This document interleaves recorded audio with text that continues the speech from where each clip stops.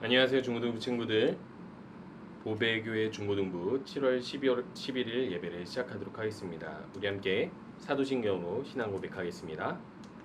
전능하사 천지를 만드신 하나님 아버지를 내가 믿사오며 그 외아들 우리 주 예수 그리스도를 믿사오니 이는 성령으로 잉태하사 동정녀 마리아에게 나시고 본디오 빌라도에게 고난을 받으사 십자가에 못 박혀 죽으시고 장사한 지 사흘 만에 죽은 자 가운데서 다시 살아나시며 하늘에 오르사 전능하신 하나님 우편에 앉아 계시다가 저리로서 산자와 죽은 자를 심판하러 오시리라. 성령을 믿사오며 거룩한 공예와 성도가 서로 교통하는 것과 죄를 사하시는 것과 몸이 다시 사는 것과 영원히 사는 것을 믿사옵나이다. 아멘. 우리 함께 주님 손에 맡겨드리리 찬양하면서 우리의 주인 되신 하나님을 기억하고 또 그 하나님으로 위로받는 이 시간이 되었으면 합니다.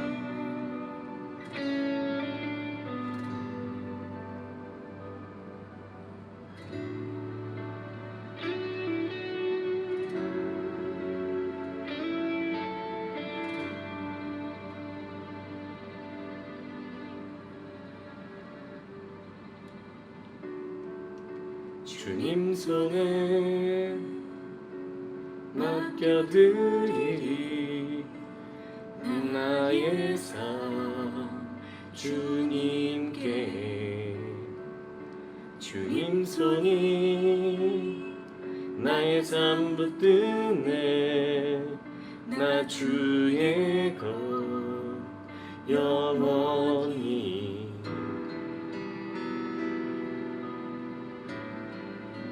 내가 믿는 분 예수, 내가 속한 분 예수, 삶의 이유 대신에 내 노래 대신에 전심으로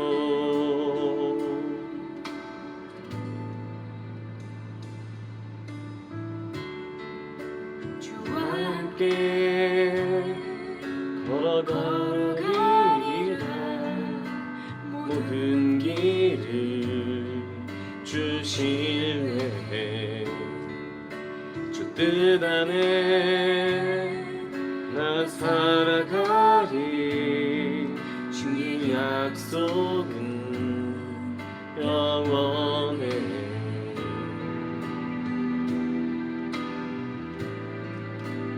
내가 믿는 분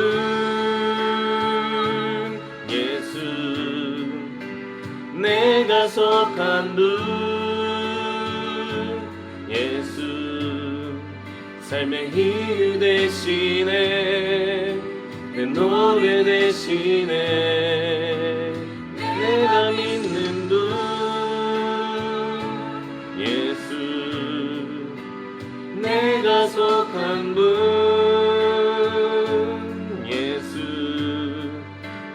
이유 대신에 내 노래 대신에 전심으로.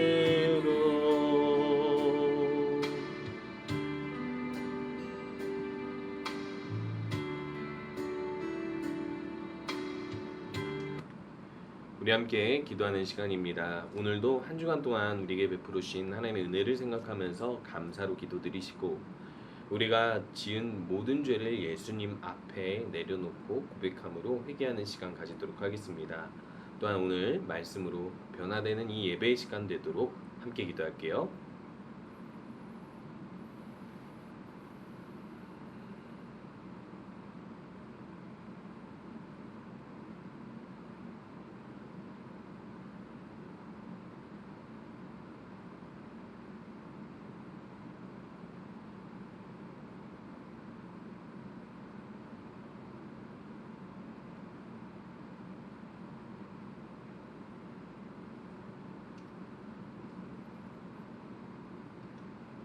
예수님의 이름으로 기도합니다.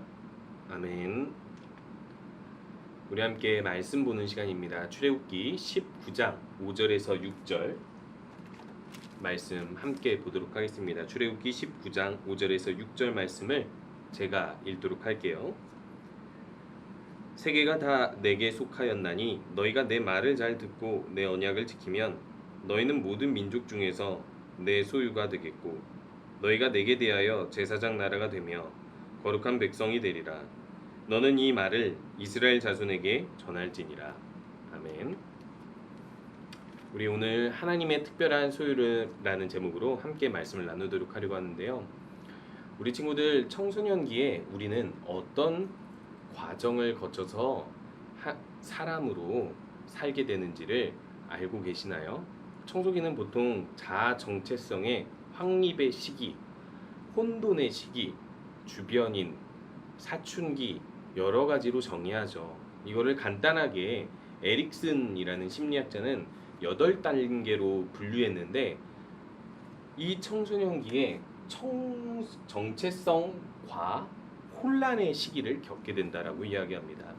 근데 여기서 말하는 혼란이 여러분 그리 부정적으로 생각할 필요는 없어요. 부정적인 혼란을 이야기하는 것은 아니에요. 내가 누군지 정하고자 내가 더 명확하게 나만의 삶을 찾아 나가고자 하는 질문이 있기 때문에 혼란스러운 거예요. 한마디로 이야기해서 더 좋은 사람으로 성장하기 위한 혼란이지 그냥 아무런 목적과 의미 없는 혼란으로 혼란의 나락으로 빠져서 결국 부정적인 결과를 낳게 되는 그런 의미의 혼란이 아닙니다. 정체성을 찾기 위해서 혼란의 과정을 거쳐갈 수밖에 없고 심지어는 일부러 거쳐가는 것도 필요한 시기인 것이에요. 내가 누구인가? 내가 누구인지를 알려면 나에게 어떤 질문을 해야 되는가? 이것을 아는 시기라고 할 수 있죠. 그렇다면 여러분은 내가 누구인지를 찾기 위해서 어떤 질문들을 하셨나요? 흔히 많은 사람들이 하는 질문들은 이런 질문입니다. 관계를 통해서 나는 누구인가? 즉, 저 사람에게 나는 누구지? 이 친구에게 나는 누구지? 엄마에게 나는 누구지? 그럼 사람들 관계 속에서 나는 누구지? 라는 생각을 보통 하게 되고요. 또 가족을 통해서 혹은 성적, 학업을 통해서 꼭 학업 성적이 아니더라도 나를 평가할 수 있는 어떤 능력 이런 것들을 평가해 봄으로 인해서 나는 누구다라고 정의하기도 하죠. 심지어는 신체 특징을 통해서 나를 정의하기도 하는데 신체 특징 중 뭐가 있죠? 저는 어렸을 때 남자여서 그런지 키가 가장 큰 나의 정체성에 혼란을 주기도 했었습니다. 키가 커야 되는 거 아닌가, 더 커야 되는 거 아닌가 하면서 말이죠. 우리 친구들도 그런 여러 가지 것들이 있을 거예요. 능력을 통해서 혹은 취미를 통해서 내가 즐거워하는 것을 통해서 나를 찾고자 하는 경우도 있겠죠. 그런데요, 여러분 잘 생각해 보시기 바랍니다. 이 청소년기에 찾은 내가 정말 평생의 나이며 진짜 나일 수 있을까요? 그럼 우리는 어떤 기준으로 나를 찾아야지 진짜 나를 찾을 수 있고 평생 변하지 않을 그리고 더 발전된 나를 만들어갈 수 있을까요? 여러분 오늘 그 답을 이 말씀 속에서 찾으셔야 됩니다. 왜냐하면 우리는 하나님을 믿는다고 했을 때 그래 나는 그 신을 알아 그냥 종교를 학습하는 게 아닙니다. 사람들은 많은 종교를 만들어요. 왜냐하면 인간의 마음속에서는 언제나 본질적으로 자신이 유한하기 때문에 전능한 무언가를 찾게 돼 있어요. 심리학적으로 그렇다는 건 바꿔서 이야기하면 진짜 전능한 분이 있기 때문에 인간은 끌려가는 거라는 것이죠. 인간은 너무나도 잘 알죠. 자연 앞에서 무능력하다라는 것을 압니다. 자연뿐만이겠습니까? 사람과 사람이 살아가는 더불어 살아가는 사회 가운데에서도 어떤 규칙을 정하고 원칙을 정하고 리더를 정해도 더 좋은 완벽한 삶을 만들어낼 수 없다라는 사실, 심지어 자기 자신조차 어찌할 수 없다라는 사실을 깨닫게 되기 때문에 결국 사람들은 이 정체성의 혼란을 겪게 되지만 우리들은 진짜 정체성을 한 가지 알고 있어요. 그게 무엇이에요? 막연한 것이 아니라 확실한 우리의 주인, 세상의 주인, 유일한 하나님을 알고 있다라는 거예요. 여러분, 이걸 안다라는 것, 이걸 믿는다라는 것은요, 무슨 사물 같은 것들을 이렇게 소유한 게 아니에요. 그냥 내 마음대로 쓸 수 있는 것이 아니에요. 하나님을 믿는다는 건 내 마음대로 하나님을 사용할 수 있다라고 생각을 해서 오늘 기도하면 들어주고 안 들어주면 하나님 없고, 내가 생각했을 때 하나님은 어떻고 그게 아니면 하나님은 없고, 이런 것이 아닙니다. 오늘 하나님 믿어지다가 내일 안 믿어지고, 이게 아니에요. 우리가 부정해도 있는 건 있는 것처럼 하나님은 반드시 있고 반드시 있기 때문에 우리들은 그 하나님을 믿을 때 하나님은 살아계셔서 무엇인가 생각이 있고 활동하시고, 그래서 내가 그 하나님께 온전한 행동을 하지 않으면 안 되는구나 라는 사실을 인식하는 게 진짜 하나님을 믿는 거예요. 하나님이 보이지 않지만 살아서 팔짝팔짝 뛰는 것들보다 더 살아있게 느껴지는 것이 믿음이라는 것입니다. 그런데 우리 그 하나님을 한번 생각해 보세요. 정말 눈을 뜨고 살아계셔서 그 마음의 생각을 우리들에게 전달하시고 우리에게 많은 하나님의 놀라운 일들을 행하신다고 생각해 보세요. 궁금하지 않습니까? 그럼 나의 정체성은 어떻게 될까? 내가 가족 가운데서 내 능력이 뭐 어쩌고 저쩌고의 정체성보다 훨씬 더 큰, 그리고 변하지 않는 정체성을 가질 수 있게 되는 것입니다. 하나님께서 이스라엘 백성을 애굽 땅에서 구원하시고 결국 시내산으로 인도하셨을 때 이들이 예배하기 전에 먼저 세운 것이 정체성이에요. 오늘 말씀 한번 읽어보도록 할까요? 세계가 다 내게 속하였나니 너희가 내 말을 잘 듣고 내 언약을 지키면 너희는 모든 민족 중에서 내 소유가 되겠고 라고 말씀하십니다. 자, 여기서 중요한 사실이 있어요. 하나님과 이스라엘이 정체성을 맺고 있는데, 규정하고 있는데, 자, 그 정체성이 어디로부터 나온다고 얘기하죠? 하나님께로부터. 이게 이제 신의 산을 상상해서 그린 건데, 이 신의 산에서 이스라엘 백성들이 모여서 하나님의 음성을 듣는데, 하나님의 음성이 나올 때 구름이 빽빽히 나오면서 그 가운데 빛이 나오면서 엄청난 천둥번개 소리와 함께 하나님의 말씀이 들리는데, 이게 그냥 단순히 큰 소리 정도가 아니라 사람들의 감정을 흔들어요. 와, 이 하나님이 대단한데 이런 하나님 앞에 우리가 섰다라는 것이 완전히 죽을 수도 있겠다라는 생각을 만든다라는 것입니다. 그 하나님의 두려움을 느낄 때 하나님께서 말씀하시는 게 뭐냐면, 너희들의 정체성은 이제까지 무엇이었냐? 노예였지 않냐? 애굽의 노예, 큰 대제국 군사력, 그것에 뒤지는 숫자만 많은 백성밖에 되지 않았냐? 사람, 자연의 어떤 것도 좌지우지할 수 없는 연약한 인간이지 않았느냐라고 말씀하시면서 하나님께서 강조하시는 것이 무엇이냐면, 이제 그런 정체성으로 살지 않아도 돼. 너의 정체성은 나에게로부터 나와.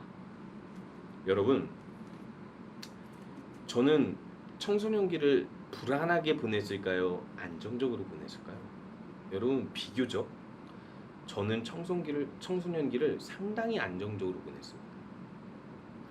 심지어 제가 어떤 길을 선택하는 데 있어서 아버지가 없었지만 어머니나 형이 크게 터치하지 않았어요.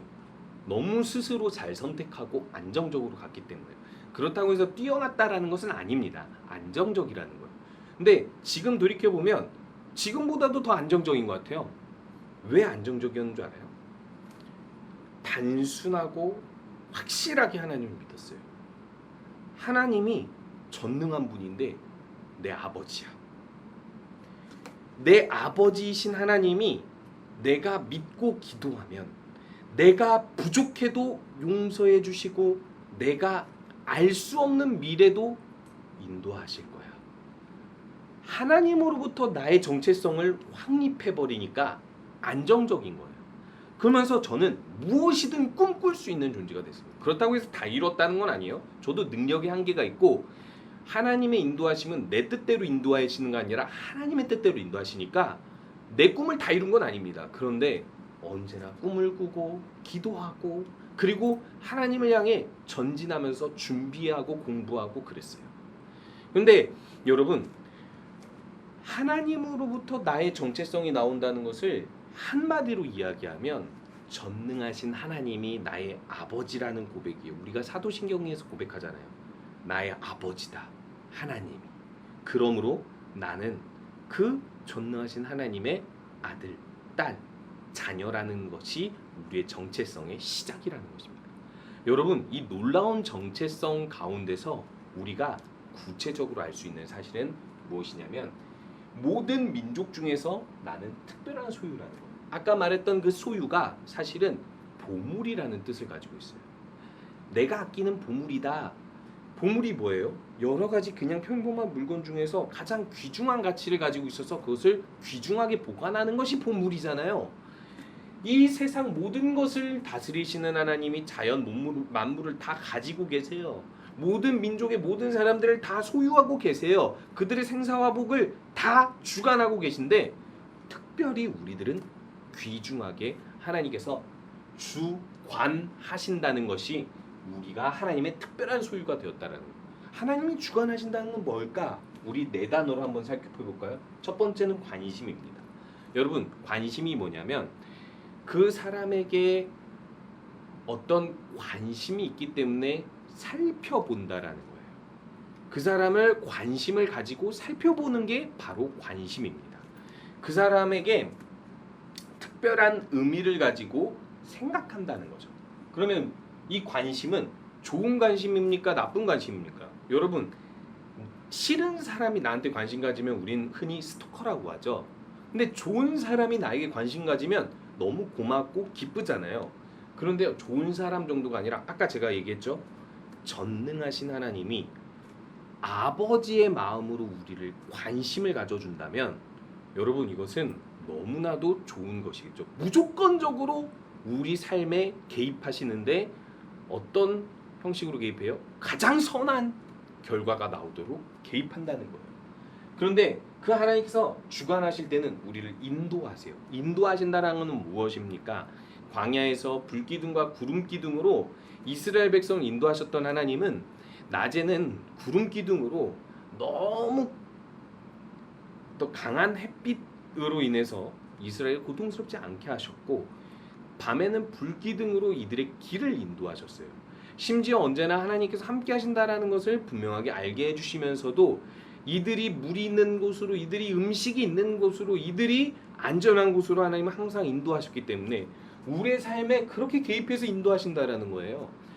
여러분, 잘 생각해 보세요. 하나님이 나를 인도하신다? 이것은요, 내가 정한 계획이 있어도 그 계획을 가끔은 이루어 주시기도 하지만 그보다 더 좋은 계획으로 하나님께서 이끄시기도 한다는 거예요.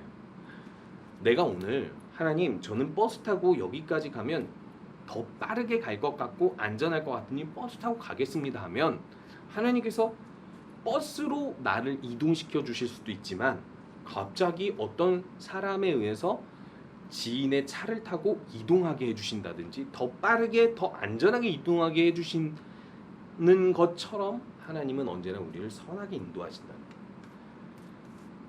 또한 보호하신다라는 것도 비슷한 의미이지만 조금은 다른 의미에서 우리가 어떤 악한 것 그리고 우리에게 해가 되는 것으로부터 보호하신다라는 거예요. 근데 여러분, 그렇다고 해서 죽지 않도록 보호해 주신다?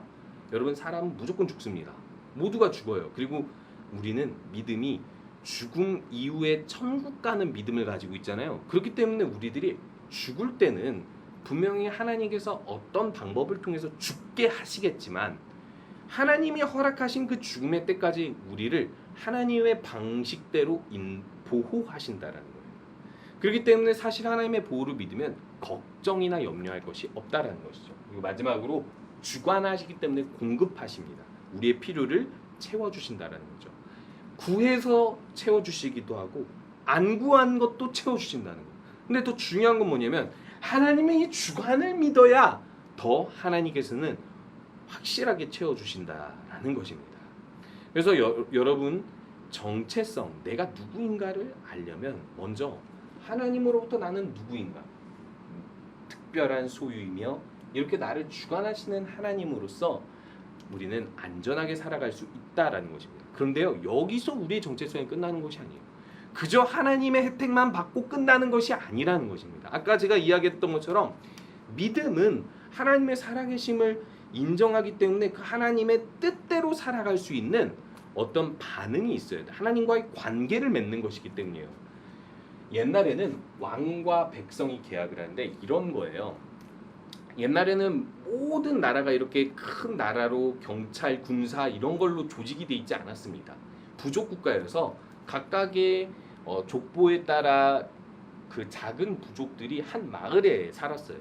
그러다 보니까 군대도 따로 없죠. 경찰도 따로 없죠. 그러다 보니까 더 강한 부족, 강한 나라에 의해서 침략을 받으면 다 뺏기는 거예요.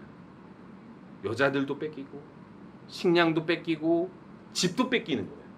그렇기 때문에 이 왕과 백성의 개혁이라는 게 뭐냐면 어떤 큰 나라에게 한마디로 얘기해서 조공을 바치고 어떤 물질을 바치거나 어떤 계약 조건을 통해서 그 왕의 백성이 되는 거예요. 그 나라로 들어가는 거예요. 그래서 나는 그 왕의 백성이 됨으로 인해서 그 왕의 법을 지키고 그 왕의 혜택을 얻는 것입니다. 근데 왜 왕의 법을 지켜야 되죠? 여러분, 왕이란 이런 뜻이에요. 왕이 정하는 법, 그 나라의 성격으로 그 나라의 백성들을 유익하게 하고 유익하게 함으로 더 큰 나라를 만들어가는 것. 결국 왕은요, 어디서 자기의 리더십을 얻냐면 자기가 만든 법으로 한 나라의 성격을 강화시키고 그걸 통해서 백성들을 유익하게 함으로 왕이 리더십을 얻는 거예요. 여러분, 간단하죠? 리더, 왕인데 백성들에게 유익이 안 돼. 그럼 백성들 어떻게 하겠어요? 아유, 당연히 반란이 일어나죠. 그리고 그 왕을 믿고 따르겠어요? 그렇지 않죠. 그렇기 때문에 왕은요, 항상 새로운 백성이 있을 때 계약을 통해서 그 법을 지키도록 합니다. 그리고 혜택을 줍니다. 그것을 통하여서 왕의 나라가 어떤 나라인지 온 세계에 보여주는 거예요. 한마디로 이야기해서 하나님이 우리의 왕이 되신다. 이것이 바로 믿음인데, 하나님이 우리를 주관하실 뿐만 아니라 내가 하나님의 법과 명령을 지켜서 하나님이 왕된 나라가 얼마나 좋은 혜택들을 누리는지 온 세계에 보여주는 것이 하나님 나라 백성이라는 것입니다. 여러분, 이게 코카콜라의 광고이죠. 잘 보세요. 펩시가 뭘 입고 있죠? 코카콜라의 슈퍼맨 같은 빨간 망토를 입고 있죠. 한마디로 이 광고는 할로윈 때가 되면 이렇게 분장을 해서 펩시도 코카콜라가 되고 싶다 하는 광고를 통해서 펩시보다 코카콜라가 우월하다라는 광고를 하고 있는 거예요. 이렇게 광고라는 것은요, 한 상품의 좋음을 나타내 보여주는 역할을 하거든요. 자, 그러면은 하나님의 백성들은 어떤 역할을 할까요? 하나님의 법과 명령을 지킴으로 인해서 하나님이 누구다라는 것을 내 삶으로 보여주는 거예요. 나 하나님 믿어 하는데 내가 폭력적이야. 그러면 사람들 눈에는 하나님은 폭력적인 하나님인 거예요. 내가 거짓말을 많이 해. 그러면은 사람들의 눈에는 거짓말을 많이 하는 하나님인 거예요. 그래서 하나님의 백성은 단순히 하나님이 주관하시는 그 혜택만 얻는 것이 아니라 이렇게 하나님을 광고하는 사람이 되는 것입니다. 무엇을 광고하는 것입니까? 능력이 없고 유한한 존재이고 죽을 수밖에 없는 죄인된 존재이지만 이렇게 예수 그리스도의 십자가를 통해서 영원한 하나님 나라로 갈 수 있는 길목에 있는 하나님 나라 백성이라는 것을 광고하는 것입니다. 어떤 것을 통해서 하나님께서는 그것을 광고하라고 하시냐면 바로 하나님이 주신 말씀, 계명을 통해서예요. 그래서 여러분들은 하나님의 말씀을 더 구체적으로 배울 필요가 있는 거예요. 십계명은 두 가지 구조로 이루어져 있습니다. 하나님을 온 마음을 다해 목숨을 다해 힘을 다해 사랑하는 것과 이웃을 내 몸과 같이 사랑하는 것으로 이루어져 있는데 왜 그러하냐면 하나님을 광고하기 위해서 당연히 하나님이 그 어떤 존재보다 유일하고 위대하다라는 것을 보여주기 위해서 또 그런 하나님이시기 때문에 하나님의 백성들은 하나님을 섬기는 삶으로 하나님을 나타내 보여줘야 돼요. 여러분, 우리가 왜 예배드리죠? 하나님을 영화롭게 하고 하나님을 즐거워하기 때문이죠. 그런데요, 또 하나의 의미가 있습니다. 우리에게는 주일날에 양보할 수 없는 이 주일 예배로 하나님을 믿는다라는 걸, 하나님을 섬긴다라는 걸, 하나님이 그런 존재라는 것을 온 세상에 보여주는 거예요. 제가 아는 한 사람은 한 나라의 직장일로 일하러 갔다가 한 선교사님을 보게 됐대요. 근데 이 사람은 난 이제 살면서 교회나 성당은 갈 일이 절대 없어 이렇게 생각하고 살던 사람인데 이 선교사님을 보면서 감탄을 했대요. 아니 도대체 어디서 돈이 나오는 것도 아니고 무슨 혜택이 있는 것도 아닌데 이렇게 어려운 나라에서 이렇게 힘들게 많은 사람들을 위해 봉사하고 하나님을 위해 일하는 이유가 뭘까라고 질문을 했대요. 물론 선교사님은 당연히 하나님 때문이라고 이야기했지만 이해할 수가 없어서 그래서 한국에 돌아와서 교회에 나왔대요. 한 사람의 이 모습으로 교회를 나오게 될 정도면 한 사람이 하나님을 예배하는 것은 아주 좋은 광고가 된다는 거예요. 두 번째, 이웃을 내 몸과 같이 사랑한다는 건 한마디로 이야기하면 내 입장으로 이웃을 이해해서 이웃을 배려하고 해를 끼치지 않고 유익을 준다라는 거예요. 법을 지키고 법을 지킬 뿐만 아니라 그 법보다 더 위대한 하나님의 법을 지켜서 하나님의 위대한 윤리를 나타내 보여준다라는 것입니다. 여러분, 그러니까 하나님의 백성으로서의 삶을 살기 위해서 더욱더 하나님 말씀을 배우고 하나님을 알아가는 데 힘쓰시기 바랍니다. 그래서 하나님이 주관하시는 인생으로 유익을 얻고 또 하나님을 온전히 광고하는 우리 친구들 되셨으면 좋겠습니다. 중고등부 예배는 우리 4단계 거리두기로 인하여서 12일부터 적용되기 때문에 18일, 25일 2주간 온라인 예배로 대체됩니다. 그리고 중고등부 방학 기간 온라인으로 저녁 양육을 할 텐데 이때 하나님에 대해서 배울 거예요. 오늘 제가 이야기했던 대로 하나님 말씀, 하나님에 대해서 배울 수 있는 시간입니다. 제가 여러분들에게 분명하게 말씀드릴 수 있는 것은 이때 배우는 내용들 통해서 하나님에 대해서 새롭게 배울 뿐만 아니라 또한 이 하나님을 알아가는 것이 정말 이렇게 유익하고 즐겁구나라는 사실을 알게 될 거예요. 7월 26일부터 30일까지 저녁 7시에 30분에서 1시간 정도의 양육을 할 예정인데요. 여러분 모두 동참해 주시면 감사하겠습니다. 우리 함께 주기도문으로 예배 마치도록 할게요. 하늘에 계신 우리 아버지여, 이름이 거룩히 여김을 받으시오며 나라가 임하시오며 뜻이 하늘에서 이루어진 것 같이 땅에서도 이루어지리이다. 오늘 우리에게 일용할 양식을 주시옵고 우리가 우리에게 죄 지은 자를 사해 준 것 같이 우리 죄를 사하여 주시옵고 우리를 시험에 들게 하지 마시옵고 다만 악에서 구하시옵소서. 나라와 권세와 영광이 아버지께 영원히 있사옵나이다. 아멘. 한 주간도 하나님과 동행하면서 그리고 하나님을 더 알아가기 힘쓰시는 우리 모든 친구들 되시기 바랍니다.